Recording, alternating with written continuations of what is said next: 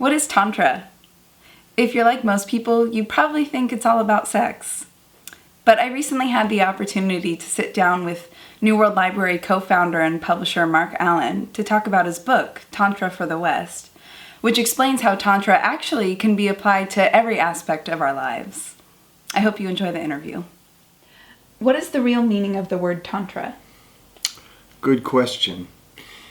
When Tantra is used in the West, it's almost always thought of as sex, with some kind of mysticism thrown in, But when you look at the Eastern teachings of Tantra, when you look at Hindu Tantra and Tibetan Tantra, they have a very different meaning.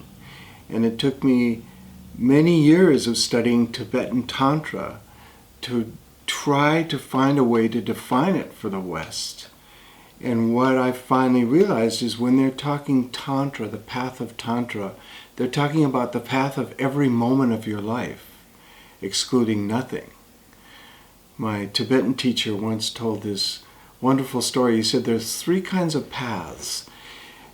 There's a path going up the mountain and a patch of poison grows across it. And poison in Tibet has the same meanings as negative emotions as it does for poisonous plants and things. They use the same word, which is interesting. So there's poison growing across your path. He said, the monk comes up the road with his orange robe and he sees the poison and he immediately goes another way. Avoids the poison, goes another way, finds another path. And that's a perfect path for the monk. Just deny and go another way. Then the bodhisattva, the awakening being, comes up the path, sees the poison, and he or she plows right through the poison and right on upward to the path of enlightenment for all beings. Then the tantric yogi comes wandering up the path, sees the patch of poison, and goes off the path into the center of the poison. Because that's the path of Tantra, into the center of the poison. So really what he means by that, and what the way he defines Tantra then is, it's the yoga of every moment and the yoga of every emotion. Looking at every emotion and every moment of our lives as part of our path. There's no one particular activity we do that is our spiritual path, and then there's the rest of our life. There's every moment of our life is our spiritual path. And it's especially good and useful when those so-called negative emotions, or you could say limiting emotions, arise in us. That's when Tantra gets really useful. That's when we find whether our spiritual path really is a powerful force in our lives or not, when we're overcome with negative emotion. Those are the best times for growth. In our darkest moments, our brightest treasures are found. Talk a little more about confronting negative feelings. You say in the book, when we acknowledge and even confront our negative feelings, we are plunging right into the heart of the tantric practice. Yes. Poison. So do you have any advice or practices you can share about confronting those negative feelings? Yes, there's several practices in the book. There's all kinds of ways to deal with our negative feelings, of course. The simplest one, the first one, is just opening the doors to all those feelings. If Tantra is the path of every moment of our life is our path, then those negative emotions are especially juicy in our lives, and they affect the quality of our lives so much. So when we feel something that's so-called negative, like anger or fear or jealousy, it's wonderful to simply stop, go by yourself if possible, and interview that emotion. Just say, what's going on with me? What's going on? And ask that emotion, what are you telling me? What are you saying? And listen. It becomes a path of listening to our own internal feelings and thoughts and becoming aware of them. We listen to what that anger has to say. And then we can even say, thank you. And then we can even ask it again, why are you there? Why am I so angry right now? And you listen and you say, thank you. Just throwing open those inner closet doors that we shut on, especially our negative emotions, and shining the light of our awareness on all of our emotions, every moment, does an amazing thing to those emotions. Those emotions become far less powerful in our lives. So what about the light and love side? You say the path of Tantra is a direct path to our awakening and to living the life of our dreams. Yes. What do you mean by that? I think, of Course in Miracles, which is a wonderful book, and saying that there's only two basic things, love and fear. When we get into love, when we really look at those fears and go through those fears, we end up in a place of love. When we are in love, every decision we make is the right decision for us. When we are in fear, the decisions we make are not the best decisions for us whatsoever. Any activity arising out of fear is not the best activity.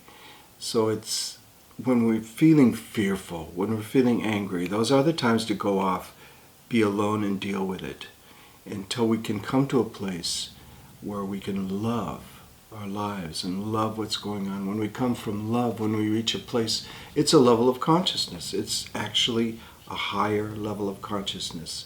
When we can reach that place, the world transforms. We do what we love.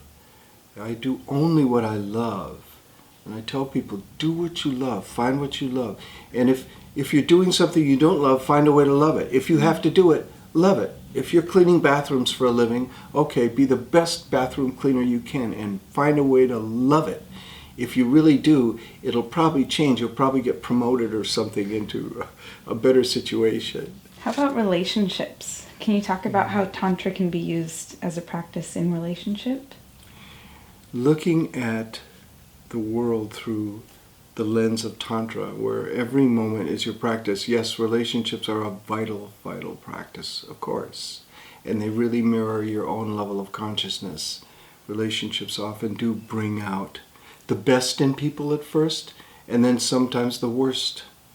And whatever it brings out is what we have to deal with in that moment. The second chapter in Tantra for the West, after introducing Tantra, is a long chapter on affirmations.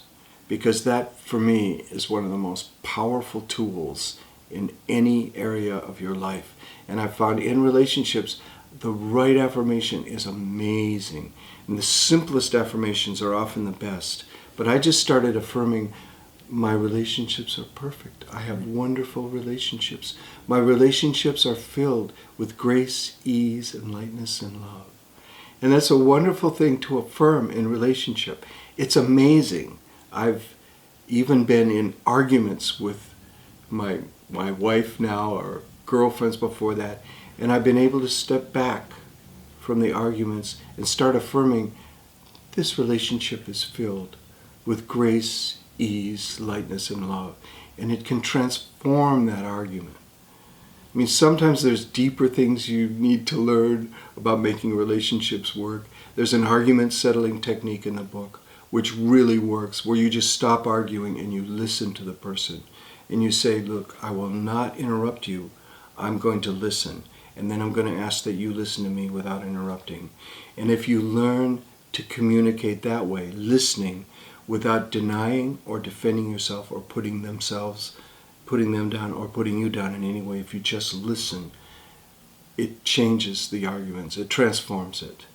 It perfectly works. But the right simple affirmation also is just incredibly powerful to say, this relationship is filled with grace, ease, and lightness. What do you most hope people will take away from Tantra for the West? Perfect. The thing I most hope that people will take away from the book is that we all have our own unique path, and everything, every moment is part of that path when we look at it that way. And we can learn to find within us the guidance we need. Within us. Anything any teacher out there tells us, anything any book says, is someone else's opinion. And finally we can come to a place where we find internal guidance. Right from the first exercise in the book, where all we're doing is looking at our so-called negative emotions and saying, what's going on? We start asking ourselves what's going on. And when we ask ourselves these kind of questions, we learn to then kick back and listen for the answers. And that's the first step in getting the guidance we need. And ultimately we connect with our own internal guidance. And that's always the best, finest guidance. And it's perfect for us every moment. And you realize every moment of your life has been perfect to lead up to this moment, which is perfect.